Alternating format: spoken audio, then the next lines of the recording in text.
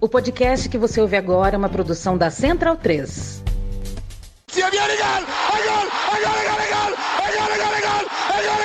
Parte Pirlo!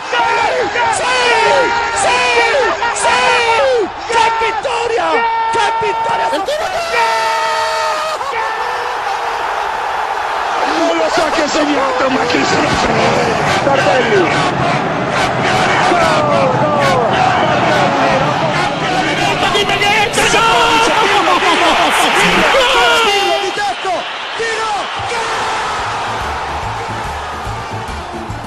Olá a todos, sejam muito bem-vindos à Cautiopédia, edição de número 36 do nosso podcast. Seja muito bem-vindo se você escuta a gente, graças à parceria com a Central 3. Um abraço para o Leandro e a mim. E sejam muito bem-vindos você também que nos assiste no nosso futebol. Um abraço também para todo mundo no nosso futebol por abrir as portas da casa para a gente. A gente vai chegando agora com a edição de número 36. Para você que já conhece a gente, que está habituado, né, que é um habitué, e que já escuta a gente de outras edições, sabe que na última a gente estava falando da seleção italiana e a seleção italiana ainda estava na Euro. Não durou muito, né? Depois que a gente gravou a nossa última edição, a Itália caiu e é um dos nossos principais assuntos de hoje. Como é que a gente pode analisar essa Eurocopa fraca da Itália? E a gente já sabe que Luciano Spalletti está garantido pela Federação Italiana até a Copa de 2026. Se ele tem cacife para melhorar esse trabalho, de onde ele pode tirar mais. Os pontos positivos, né? Se é que dá para tirar algum, a gente vai falar também. A gente vai falar muito também sobre o mercado italiano no final do programa.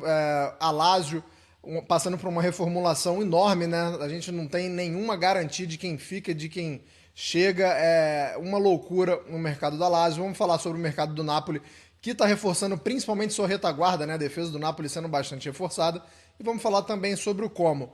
A gente vai fazer também um top e flop dos jogadores da Série A italiana nas competições internacionais, né? Tanto na Euro quanto na Copa América. Quem foi muito bem e quem foi muito mal dos que atuam no futebol italiano. É claro que eu não estou sozinho nessa, estou aqui com meus fiéis escudeiros Caio Bittencourt, Nelson Oliveira. Já posso começar jogando para o Caio, já que ele está com esse belíssimo agasalho do Napoli. Sei que a gente vai falar sobre isso mais à frente no programa, Caio, mas como eu acabei de falar, o Napoli reforçando bastante a retaguarda. Queria saber de você, se até agora tá bom, já dá para parar por aí, ou o Napoli precisa de mais? Bom dia, boa tarde, boa noite, Caio. Olá a todos. Sim, eu creio que precise de mais, muito por conta até dos problemas em relação à temporada passada. Claro que reforçar a defesa desse começo com a ideia do Conte da igreja no centro, do centro da vila, La Chiesa al centro del villaggio. É importante, mas acho que ainda também depende de novas chegadas, mas sobretudo também de partidas. Interessante, gostei muito dessa metáfora aí, essa filosofia aí da igreja no centro da vila. Interessantíssimo.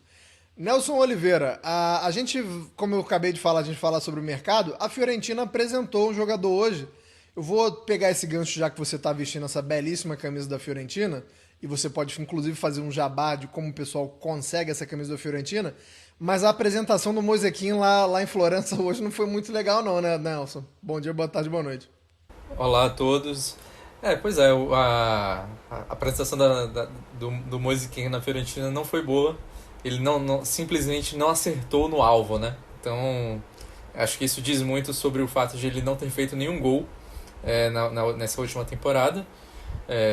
Enfim, tem várias questões, né? O Moisequinho é um pouco do exemplo de como a Itália poderia ter um 9 e nessa Euro um 9 mais confiável, e esse 9 não apareceu, né? O Ken era um desses candidatos no início da carreira dele e acabou, pelo menos por enquanto, né? Ele ainda é jovem, mas ainda não confirmou as expectativas sobre ele. A camisa, a gente tem a loja da Cautiopédia, né? Você pode procurar a Cautiopédia Store aí no seu buscador, então acessar através do QR Code que está na sua tela para quem está nos assistindo. E, enfim, lá tem diversas camisas retrôs dos clubes italianos, da seleção também. E, enfim, o Caio puxou essa do Chiesa no centro da vila.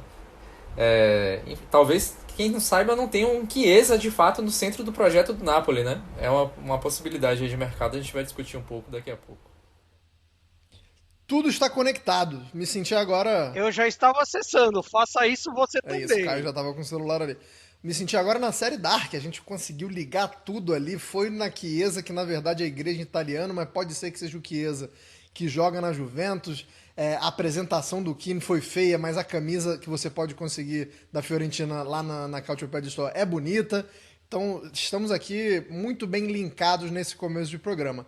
Não podemos falar o mesmo da seleção italiana, né? As conexões não funcionaram muito bem e a gente já pode começar com o nosso primeiro assunto, que foi uma eliminação. Diante do fato da Itália ser a atual campeã, eu poderia chamar de eliminação precoce.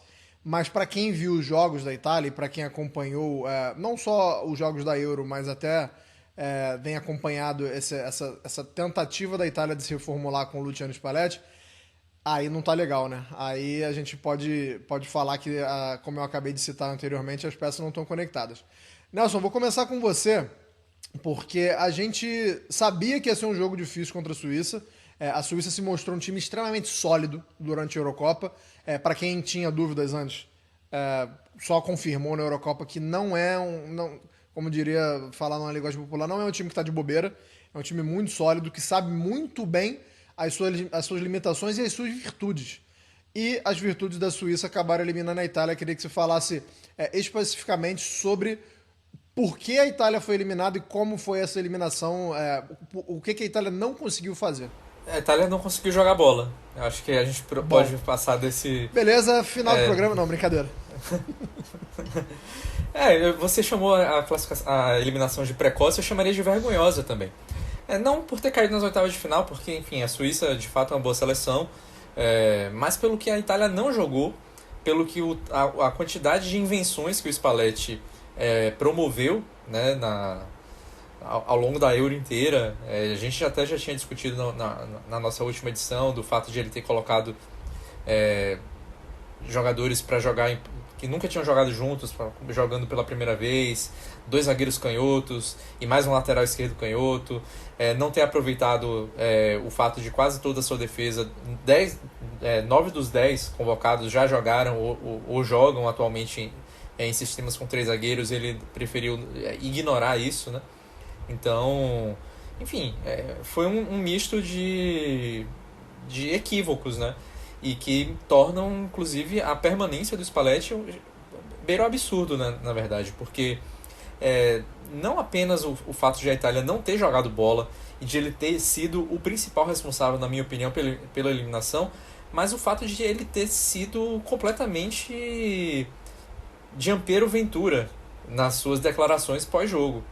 Porque ele tirou de si a responsabilidade, disse que tinha responsabilidade, mas na verdade colocou a responsabilidade no fato de a Inter ter sido campeã com a grande antecedência, achou que isso teria pesado, colocou a responsabilidade em jogadores que não renderam o que ele esperava. Enfim, você está atacando o grupo de jogadores que você pretende trabalhar, sendo que a responsabilidade de não ter feito eles jogarem bem é sua. Porque assim, ele manteve o Di Lorenzo, você pode dizer, beleza, confia no cara, foi o capitão dele durante a passagem dele pelo Napoli, é um homem de confiança e tudo mais, mas não jogou bola. O Di Lorenzo foi um dos piores da Itália na Euro, ele manteve o cara lá. O único, na verdade, que jogava no sistema de 4, ele manteve a defesa com 4 por causa do Di Lorenzo e por causa das suas próprias convicções. E simplesmente protegeu, basicamente, o Di Lorenzo e atacou todo o restante. Eu acho que o grupo da Itália agora, quando voltar a encontrar o Spalletti, vai estar rachado.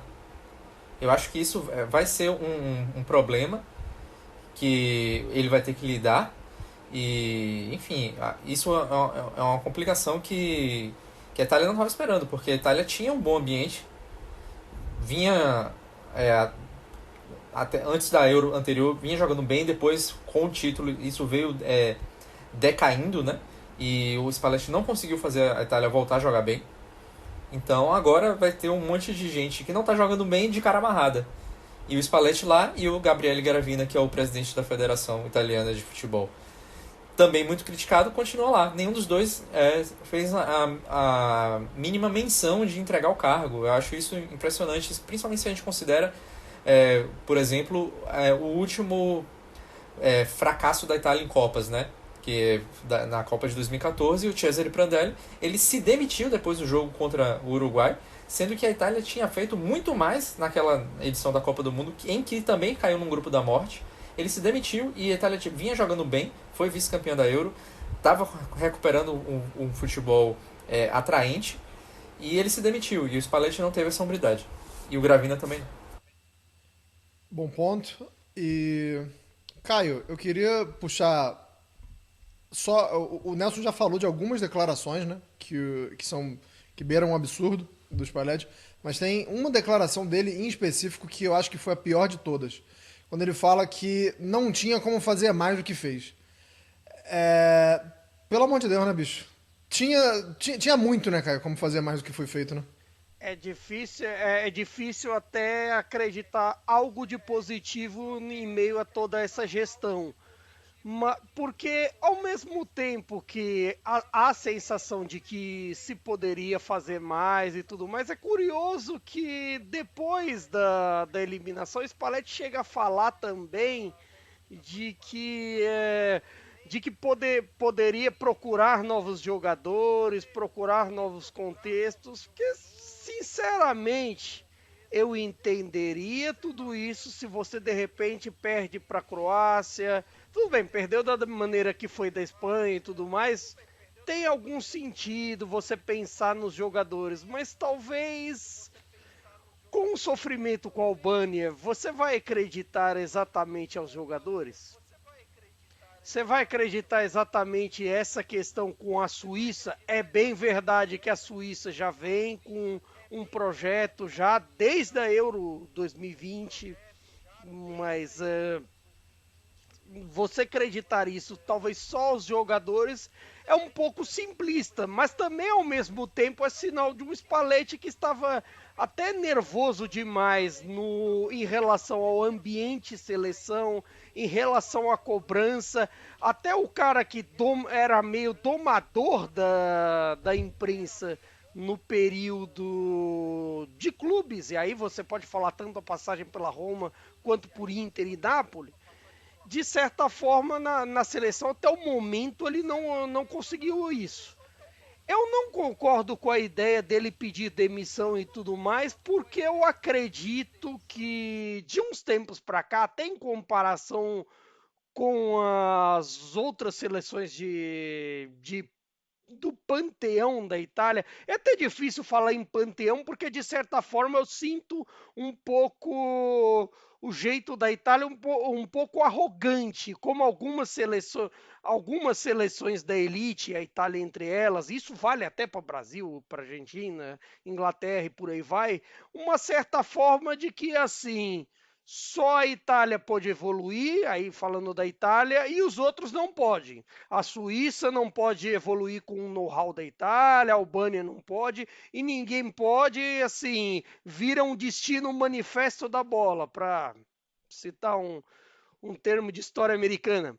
Mas, assim, nesse quesito, eu acredito que uma das coisas que atrapalha um pouco é essas coisas assim de você demolir projetos em toda eliminação, em toda situação de revés. Porque, de certa forma, até estava lendo um resumo da Guerin Esportivo que saiu já para esse mês, julho e agosto, tudo mais. Eles começaram a pensar de 10 para cá o quanto mudou. Muda 10 é o período para 4 anos de Prandelli. Ok, tudo mais. Também teve o fator pedido de demissão, que aí era difícil de manter. Aí você tem o período Conte. O período Conte foi ótimo, foi lindo, com uma seleção até que envelheceu mal. Vale dizer isso, uma seleção que envelheceu mal e deu certo, mas o Conte simplesmente cansou e foi treinar o Chelsea. Aí depois apareceu o inominável, bem, não precisamos dizer o que aconteceu. Apareceu Mancini, um trabalho que deu certo no começo, mas que ao mesmo tempo foi tendo um certo desgaste com o tempo, um certo cansaço, uma certa dificuldade na transição também. E aí apareceu o Spalletti do mais absoluto nada. Todo mundo descobriu que, de repente, do dia para a noite, o Mancini vai para a Arábia Saudita. E aí começa um trabalho no meio das eliminatórias, no meio de um novo contexto, no meio de uma nova situação. É claro que também eu não acredito que vai precisar de um tanto de jogos para pelo menos a Itália chutar a bola no gol na Suíça. Eu não acredito que, por exemplo, se precise de o Spalletti saiu dizendo, não, o Iaquim trabalhou vários anos aqui, eu só tive 10 jogos, não sei o quê. Para você chutar a bola no gol da Suíça, você precisa mais que isso também. Você não sofrer com a Albânia, de repente um desempenho melhor com a Espanha. Dá para fazer isso? E olha que a Espanha também não é que é um trabalho muito longo do De La Fuente. O De La Fuente está lá na praça um tempinho e tal, mas também não é que é um trabalho longo. Mas também eu acredito que são questões de processos.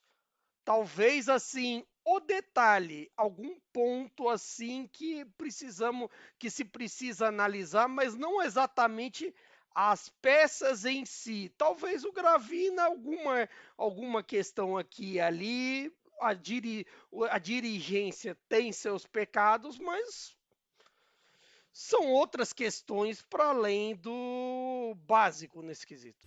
E a gente sabe que a Espanha, por exemplo, tem um exemplo maior de todos, que é o Lamine Yamal, e parece que todo mundo tem que convocar um garoto novo, aí já se fala de Estevão no Brasil. Não vou nem entrar no mérito se a Itália tem ou não um jogador desse calibre. Na minha opinião, não tem, né? Do calibre do Estevão e do Lamine Yamal também não acho. Mas também não acho que precisa ser desse calibre para você começar a chamar a atenção e receber chances. Então eu queria que você falasse tem um dessa geração. Até antes do Nelson falar, que assim, fala muito do Lamine Yamal com 16, mas curiosamente até a seleção do Mancini perdeu aquele tanto de invencibilidade que tinha entre eliminatórias de Euro, o título da Euro, com a semifinal da Nations League em San Siro, com o Gavi com 16 para 17 anos. Uma partida fantástica em San Siro que, assim, já era com essa idade, até para encher o futuro ponto de vocês. Tem alguns exemplos. Se a gente quiser usar o Mainu, por exemplo, que está jogando titular na Inglaterra. Hoje o Musiala já não é mais esse exemplo na Alemanha, mas já foi esse exemplo de um cara super novo que recebe chance. De novo, não estou dizendo que a Itália tem essa garotada para usar, mas eu acho que esse processo também na Itália também deixa muito a desejar, né, Nelson? Se a gente está falando de geração, a gente está pensando que em reformulação, em quem vem, quem são as promessas. E eu acho que a Itália dá uma freada num processo como um todo. É uma questão de, como o Caio estava falando de projeto, eu tenho uma questão de que eu não vejo o projeto no trabalho do Spalletti, porque eu acho que ele não se adapta e tentou construir uma coisa do zero no meio da Euro. Acho que isso é uma coisa que não se faz. E eu entendo que ele implodiu qualquer possibilidade de projeto dele ao sair disparando contra os jogadores que ele vai ter à disposição. Mas enfim, isso a gente pode discutir depois. Sobre a geração, é assim, né? Perder a geração é ruim, ninguém presta. No caso da Itália, mesmo tendo vencido a Euro passada, muita gente já ficou dizendo, não, foi por acaso, foi porque pegou X, Y ou Z no meio do caminho, ganhou dos pênaltis. Enfim, é assim.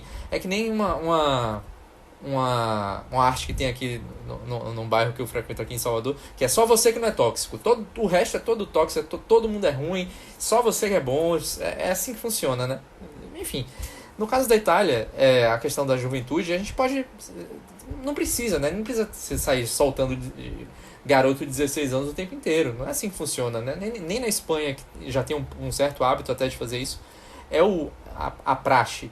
Mas você vê quando o garoto tem um talento fora do normal, você vai deixar ele jogando a vida inteira entre os garotos e só vai subir o cara para jogar entre os profissionais com 23, 24 anos, como se faz na Itália com frequência? Isso pra mim não faz sentido algum. A gente já falou há 2 edições aqui sobre o Camarda, que eu acho que é o principal talento sub-18, né, vamos colocar assim, que a Itália tem à disposição. Já até estreou entre os profissionais, né, é o jogador mais jovem da história a jogar pela Série A, o mais jovem estreante. E até no Twitter da Cautiopédia até comentei, enquanto a Espanha está lançando o Lamine Yamal, ele está fazendo o gol em semifinal de Euro, o Camarda vai jogar agora na próxima temporada com o Sub-23 do Milan. E não tem nem garantia de que ele vai ser titular. Exatamente, na terceira divisão.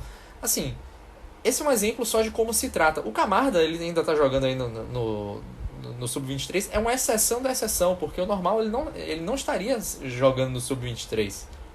Tem 16 anos. Ele estaria, sei lá, na base da base da base, ainda no Sub-17, lá embaixo. A gente falou também nesses últimos programas sobre como a Itália tem vencido competições de base com frequência. Então o problema não é na formação. O problema tem sido na transição desses jovens. Saiu até um artigo no Tutto Mercato, no site Tutto Mercato Web, né, sobre essa questão dos jovens, né, até comparando com o Lamine Yamal. E você vê que nenhum dos jogadores da seleção Sub-17 da Itália, que ganhou a Euro agora no último mês, e nem mesmo os do Sub-19 tem chances entre os profissionais.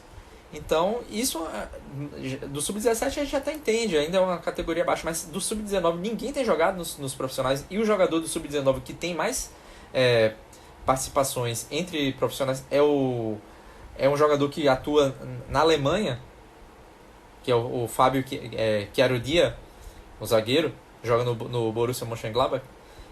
Isso daí você percebe. Se é o cara que joga na Alemanha, porque na Itália ele não teria essa chance. Dificilmente ele teria. A gente tem algumas opções, por exemplo, o Milan, por exemplo, nessa temporada lançou alguns jovens com uma frequência um pouco maior, mas não é hábito dos grandes clubes lançarem. Você tem, no caso da Juventus, o Kenan Yildiz, que é turco, né? Não é italiano. Ele lançou, mas também é raro. Então, isso precisa mudar, porque você está vendo que os jogadores jovens, eles perdem tempo, se eles têm um talento fora do comum, jogando nas suas categorias, sempre com garotos da mesma idade, com muito tempo. Eles perdem janelas de oportunidade aí e não evoluem. Isso está fazendo mal para a Itália. Já vinha fazendo mal antes, e várias vezes pelo talento de alguns jogadores, e porque as gerações não são ruins, a gente precisa frisar isso. A Itália conseguiu ter bons resultados. Ou na Euro que venceu, ou na Euro que foi vice-campeão em 2012. Enfim, conseguiu superar esses problemas, não de formação, mas problemas de transição desses jovens formados. Se a gente for comparar agora o elenco, o mais jovem que disputou essa Euro é o Calafiori, com 22 anos. Então, será que não devia ter alguns outros jovens? Vou dar mais um exemplo. Porque, por exemplo, no próprio Bolonha do Calafiori...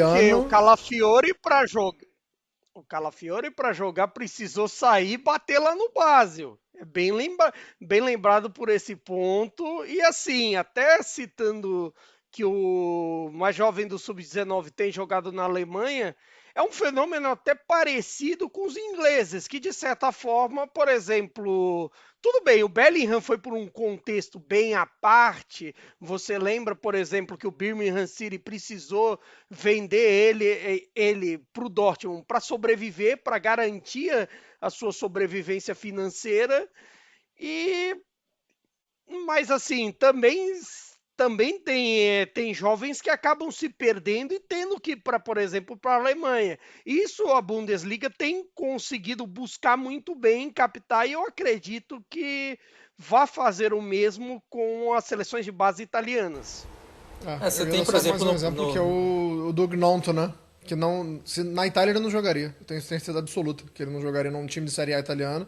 Aí ele vai da Suíça pro Leeds, né? E aí consegue jogar e aí sim ganhar notoriedade, mas não acredito que ele teria tido oportunidade na Itália. E mesmo os que jogam... como não tá na elite, de certa forma, o Nonto acaba se perdendo, porque, tipo assim, o Leeds não subiu. E aí, no fim das contas, fica uma situação assim, beleza, como é que eu vou convocar alguém da segunda divisão inglesa? Mas... Aí fica meio complicado. Você também tem outro negócio que, assim, Tá, vamos convocar alguém da B italiana? Não, também. Mas vai convocar alguém que está na elite? Não tem. Então fica nesse ponto para a seleção. Por isso que às vezes eu acho que até esse discurso que às vezes falam, geração fraca, etc. Às vezes você pode ter um monte de gente badalada, um monte de gente vestindo camisa de grande clube e chegar lá e não ganhar. Não é preto no branco assim. Mas e até tem na Série A, né? A gente tá falando do Calafiori no próprio Bolonha. O Fabian fez uma temporada excelente. Faltou no jogo contra a Suíça, faltou meio-campista. Né? Faltou meio-campo.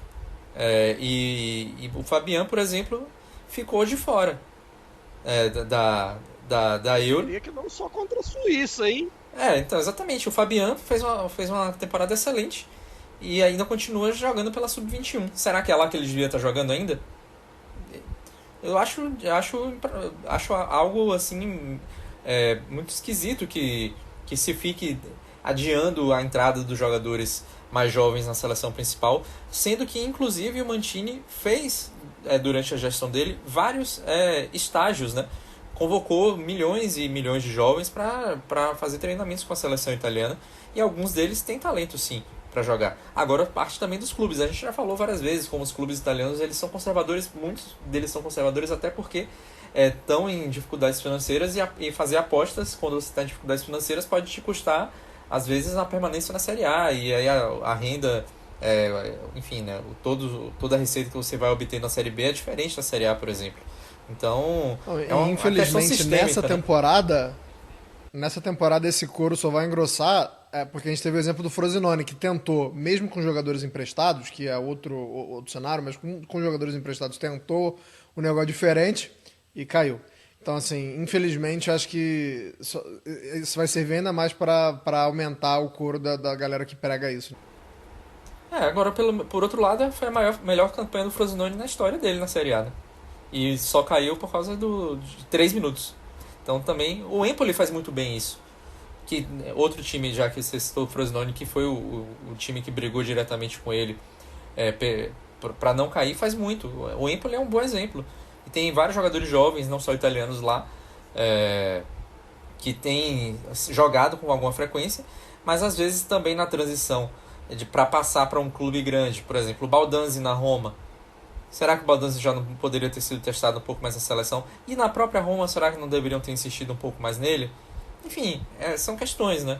São jogadores que têm qualidade técnica, que já mostraram bem. O Baldanzi, a gente não está inventando o nome. O cara foi vice-campeão mundial sub-20 ano passado. Não é alguém que saiu do zero. Formação tem existido. Tem inclusive vários jogadores que, sei lá, o Chelsea foi na Inter buscar o Casadei recentemente. Pagou um dinheiro grande para um jogador sub-20. Na época, na verdade, o Casadei não tinha nem 18 anos. Então, tem várias opções aí. Precisa botar essa galera para jogar. Chelsea paga muito dinheiro em todo mundo. Aqui, a gente vai daqui a pouquinho, bem daqui a pouquinho mesmo, falar dos tops e os flops, né, que eu prometi no começo do programa, quem foi muito bem e quem foi muito mal dos jogadores da Série A, tanto na Euro quanto na Copa América, mas a gente excluiu jogadores italianos, né, da seleção italiana.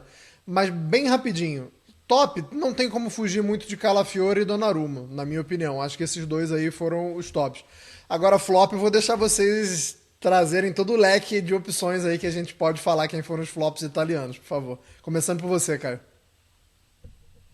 Olha, acho que assim, o número 1 de todo mundo vai ser uma tendência, e até pela maneira com que foi o caos na temporada dele, em que até como foi o caos da preparação da Euro, com toda aquela encheção de saco do Guilfredi, que agora voltou o cão arrependido e faz cartinha de desculpa, tudo mais. Aceito que foi hombridade como torcedor, ótimo, beleza, tudo certo, mas a Euro do Di Lorenzo, é difícil de você achar alguma coisa de positivo. Talvez assim, o cara que conseguir reunir 1 ou 2 minutos de compilação positiva do Di Lorenzo nessa Euro tem que ser promovido a editora aqui em qualquer canal de televisão do mundo.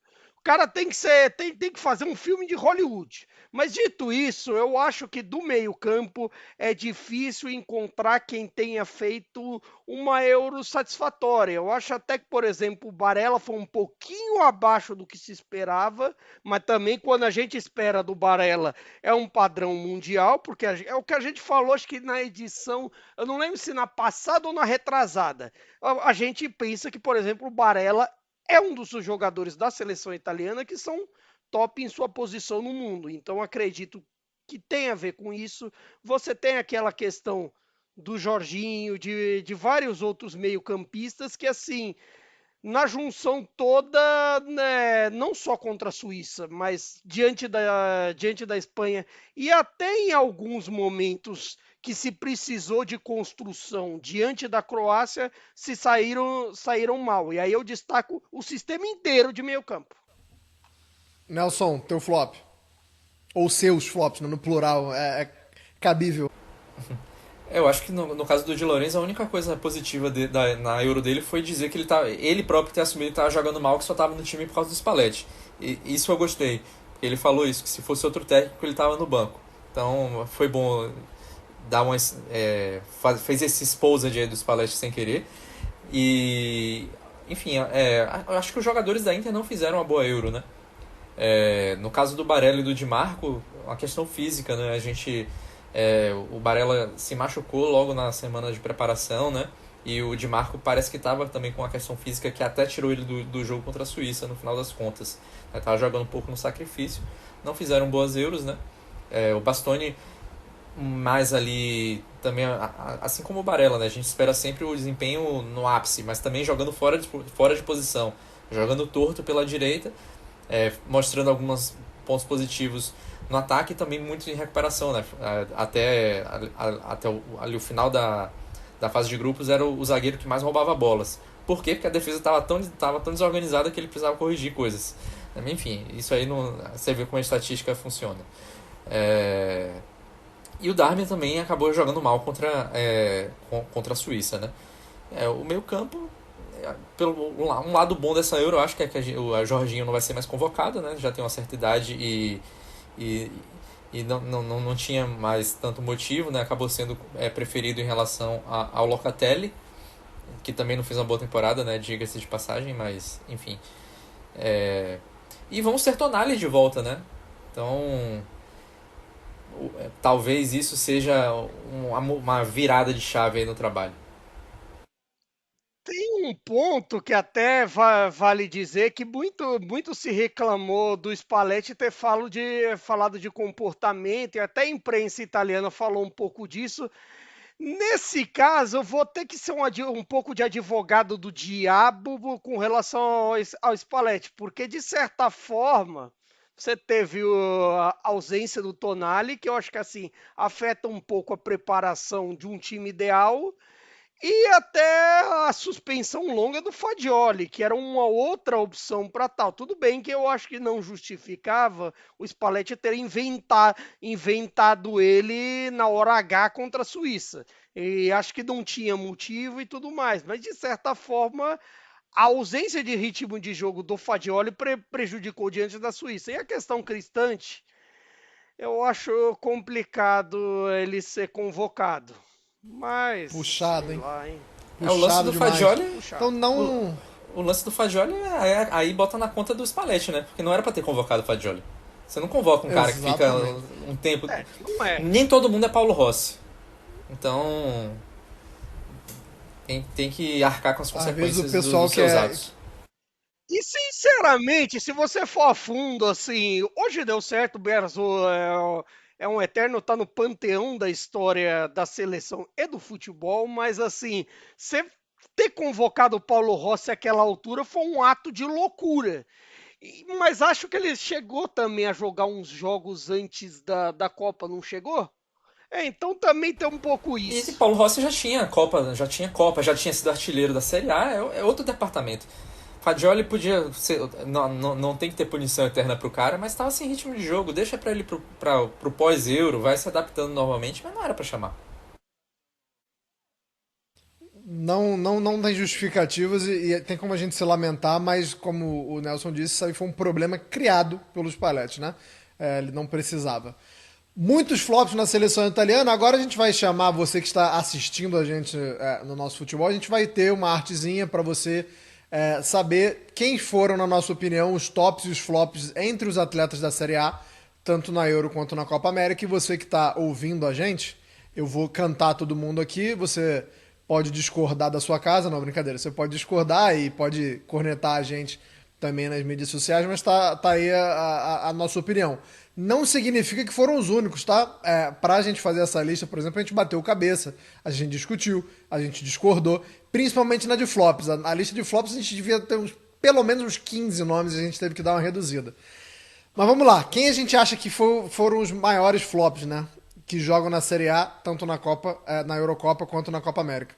O EA, da Juventus, a gente vai explicar, tá? Por enquanto eu vou passar só os nomes. O EA da Juventus, o Thuram da Inter de Milão, o Rafael Leão do Milan, o Danilo da Juventus e o Lukaku da Roma foram os piores dos piores, na nossa opinião. E a gente também tem os melhores dos melhores. Só ressaltando que se a gente não excluísse a seleção italiana, eu fatalmente teria colocado o Calafiori entre os que tiveram um bom desempenho, e acredito que Nelson e Caio também, mas como a gente resolveu excluir os atletas italianos, a lista de quem teve um bom desempenho entre os atletas da Série A é o Yildiz da Juventus, o Lautaro Martinez da Inter, o Lobotka do Napoli, o Maignan do Milan e o Ndoi do Bolonha. Vamos começar pelos ruins, né? Por quem foi pior. Nelson, escolha a sua carta aí, e quem você quer falar e quem você quer explicar por que está nessa lista aí diante de tantas possibilidades. Por exemplo, vou dar só um exemplo, tá? O Vlahovic, por exemplo, para mim foi um dos grandes flops, mas não tá nessa lista aí, então escolha o seu flop aí e disserte, por favor. A Sérvia é um grande flop, né? Então, e todos os sérvios que atuam lá na Série A floparam, né? Inclusive, acho que o Ilic pelo menos fez uma Euro um pouco aceitável dentro do que ele podia fazer. Mas eu vou escolher o Rafael Leão, né? Porque não é pra qualquer um você jogar uma fase de grupos da Euro e ganhar uma suspensão porque tentou se jogar na área 2 vezes. E, enfim, a Euro do Rafael Leão foi bem abaixo. Tomou 2 cartões amarelos por tentar simulação. Não mostrou nem um pouco do que ele mostra no Milan. E tudo bem que o problema de Portugal era um pouco mais sistêmico, né? A questão de todo mundo procurar muito o Cristiano Ronaldo, que está já assim, caminhando para o final da carreira dele. E, enfim, também estava bem abaixo. Mas para mim o Rafael Leão podia mais. Podia ter talvez chamado um pouco mais a responsabilidade e não precisava ficar jogando na área o tempo inteiro. Falei do Rafael Leão, mas não tem aí o lado esquerdo do Milan, que é muito forte, foi bem mal nessa Euro, né?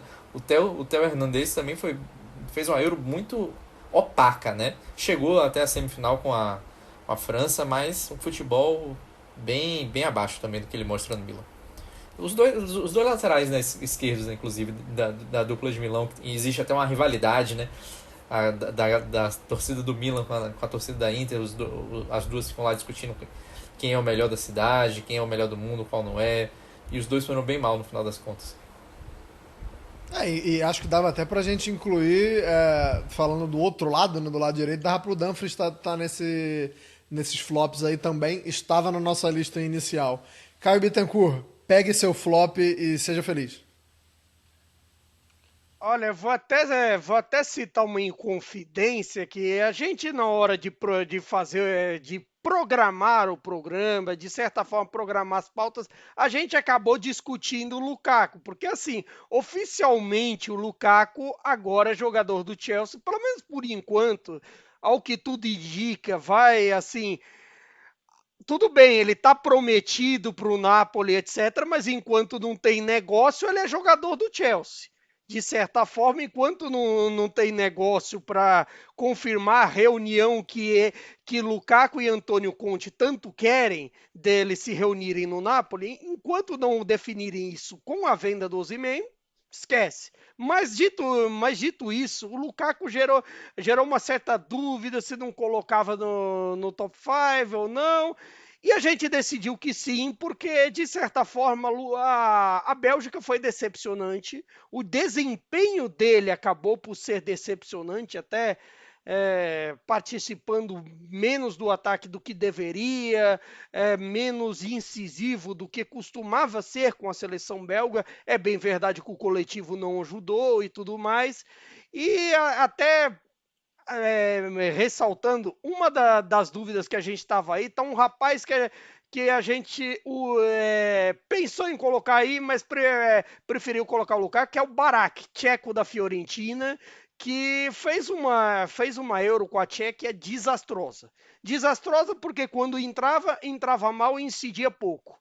E a única coisa que entrou foi nas pernas do adversário turco para levar o vermelho num jogo decisivo, que foi aquele Tchequia e Turquia, em que, de certa forma, ali você pode até fazer um gancho com os principais nomes turcos dessa Euro. Que, tirando o Arda Güler, teve gente conhecida nossa, o Çalhanoğlu jogando muito bem e o Yildiz um espetáculo, um crescimento formidável nessa Euro, vai chegar na Juventus assim com outro status. Eu vou falar bem rapidinho dos flops que não foram escolhidos por vocês, porque chama a atenção que a gente teve o EA e o Danilo e ambos são da Juventus, mas como o Nelson já citou, a Juventus também tem sérvios que foram muito mal, né? Tem o Kostic e o Vlahovic que não foram bem.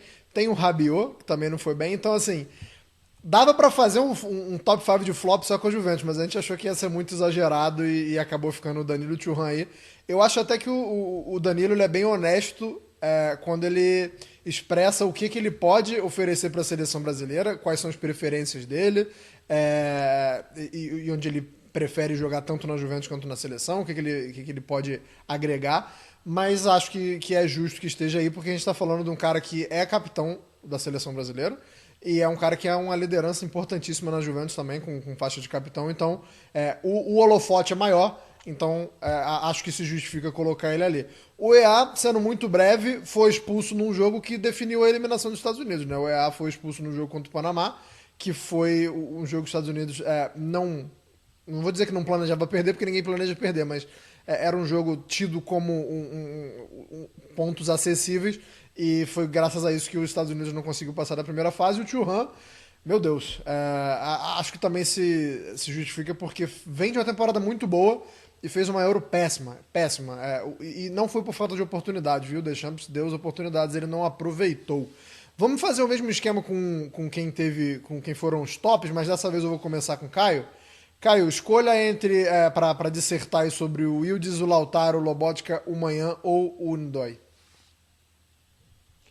Eu vou, assim, como o Yildiz eu acabei já falando, vou acabar citando de dois casos, especialmente do Ndoye, que assim, se a gente teve, de certa forma, uma Juventus lá que a gente tinha dificuldade de escolher os flops, do Bolonha a gente teve dificuldade de escolher os tops, porque vale você citar também, poderia ser o Ebischer, que foi muito bem, poderia ser o Post, que quando a Áustria teve bem na primeira fase, foi muito bem, e de certa forma o Ndoye, com muita participação ofensiva, com muita participação ali no ataque, foi talvez o melhor nome do time suíço dentro da turma da Série A.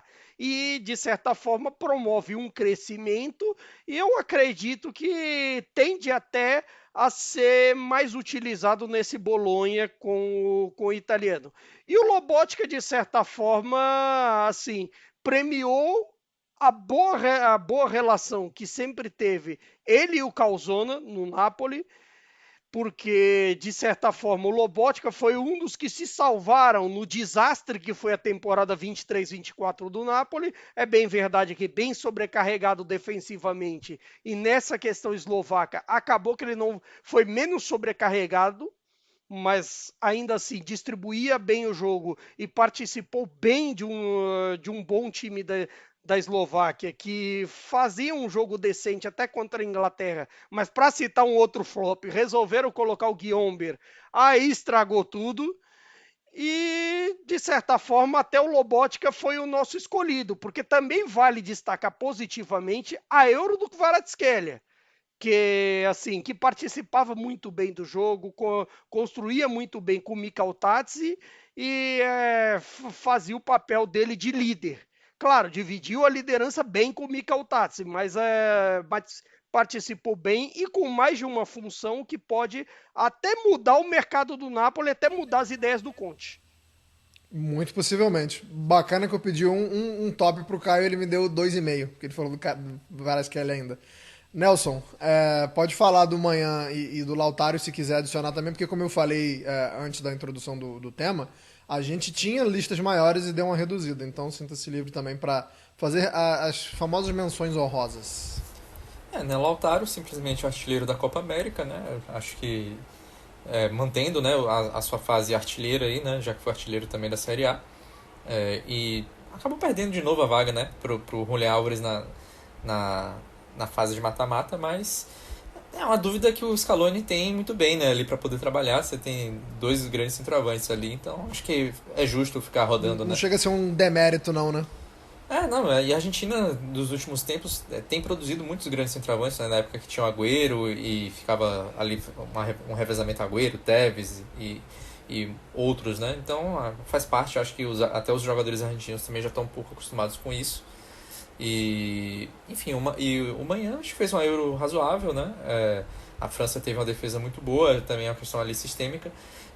Por outro lado, o Pavard sequer entrou em campo, né? Então, mesmo depois de ter feito uma temporada muito boa pela Inter, inclusive tem saído até os rumores de que ele pensa até em se aposentar da seleção por causa dessa, não vou dizer atritos, mas enfim, não tem uma relação muito boa com o Deschamps, né? O Deschamps não o considera como o provável titular. Ele até tem jogado também num sistema de três zagueiros, tem preferido jogar como zagueiro, então ali já não cabe tanto no sistema do Deschamps. Então talvez seja bom para a Inter, né, ter um jogador mais dedicado. Enfim, e citaria também a galera da Romênia, né? O Mihaila, que vai jogar agora a Série A pelo Parma, o Man também pelo Parma, e principalmente o Marin, que volta agora pro Cagliari depois de 2 anos emprestado ao Empoli, que foi um dos principais jogadores ali do meio campo da Romênia, né, que fez uma ótima fase de grupos, acabou contra a Holanda não indo tão bem, né? O Reinders também acho que fez uma boa Euro ali dentro do possível no meio campo da Holanda, ali substituindo o Koop Meiners, né, que fez falta demais para a Holanda, principalmente no jogo contra a Inglaterra. Então acho que seriam esses aí os que eu citaria. E o Suslov também não foi muito usado. Um grande erro do Calzona ali na Eslováquia.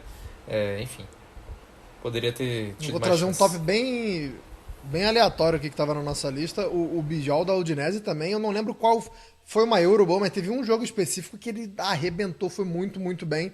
Foi o último jogo da fase de grupos, só não vou lembrar agora contra quem foi. Mas vamos falar de mercado, então? Contra a Inglaterra, obrigado. Vamos falar de mercado que, seguinte, na verdade, a gente vai começar um pouquinho diferente, porque a Lazio está passando por uma reformulação de dimensões bíblicas, né? Como diria o outro, ninguém sabe, ninguém está a salvo e pode chegar qualquer um também.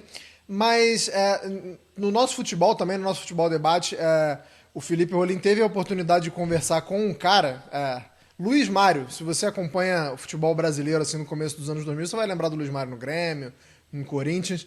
E o Luiz Mário teve um depoimento muito interessante falando sobre a possibilidade que ele teve de jogar na Lazio e acabou não rolando. Então a gente vai ouvir o que ele falou no nosso futebol debate, porque tem guardadas as devidas proporções, tem semelhanças, né? Na época que ele cita isso, que foi em 2004, a Lazio também passava por uma reformulação muito grande e acho que o panorama é parecido agora, então a gente vai ver um trechinho do que ele falou no nosso futebol debate.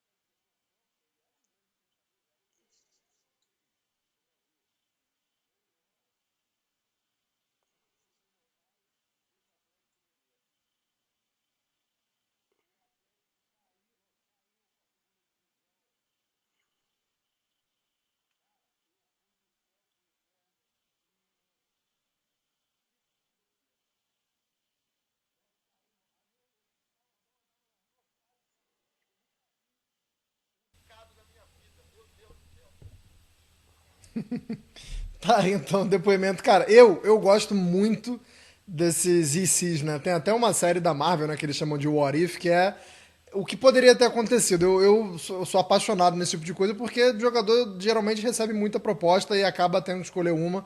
Então a gente acabou não vendo o Luiz Papaléguas, né, como era conhecido, na Lazio. E agora a Lazio, como eu disse, tentando reformular. Nelson, fala um pouquinho dessa reformulação da Lazio. A gente já tem nome chegando, mas hoje, por exemplo, o Fabrício Romano, e é sempre importante falar que ele tem uma taxa de acerto muito grande, mas não significa que a negociação é oficial.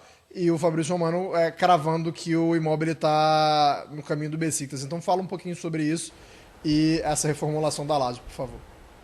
Não, já anunciou já. Enquanto a gente estava aqui já se preparando para o programa, já foi anunciado. Já foi anunciado pelo Besiktas.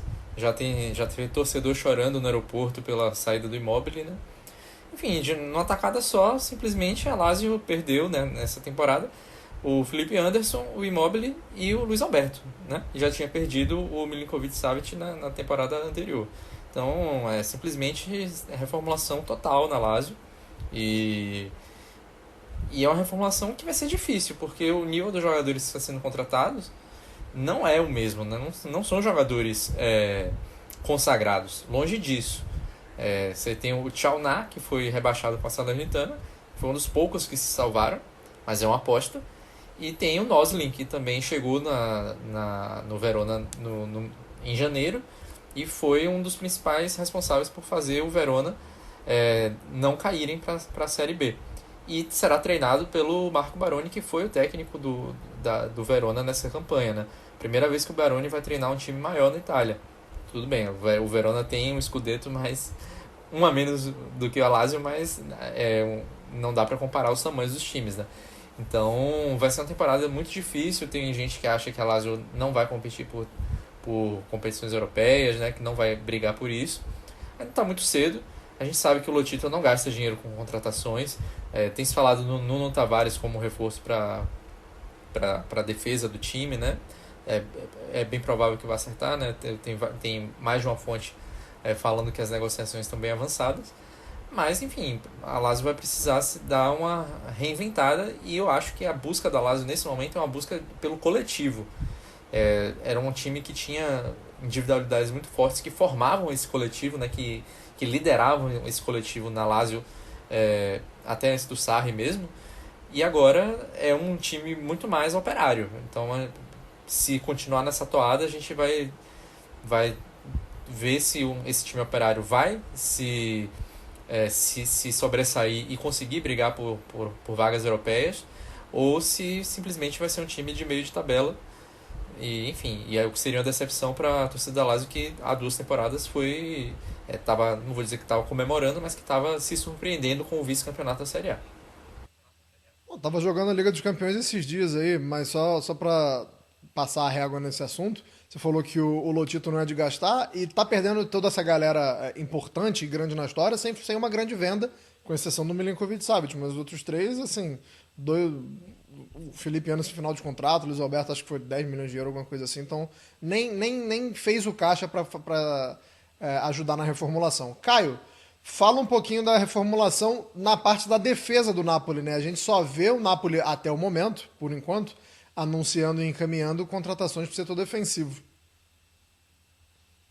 Exatamente. Tem o Rafa Marín vindo de uma boa temporada emprestado ao Espanhol. É claro que uma negociação de um jovem do Real Madrid você tem as suas particularidades. Foi um preço relativamente bom, cerca de 10 milhões de euros, mas também você tem aqueles valores que o Real Madrid costuma colocar em cláusulas de recompra e tudo mais, e de certa forma dá para esperar até que o Madrid queira de novo. Mas o Rafa Marinho é uma boa aposta. O Buongiorno, de certa forma, foi um dos melhores zagueiros da última Série A, e para muitos, em estatísticas, até foi mesmo o melhor da última Série A, o que demonstra um outro tipo de patamar de investimento.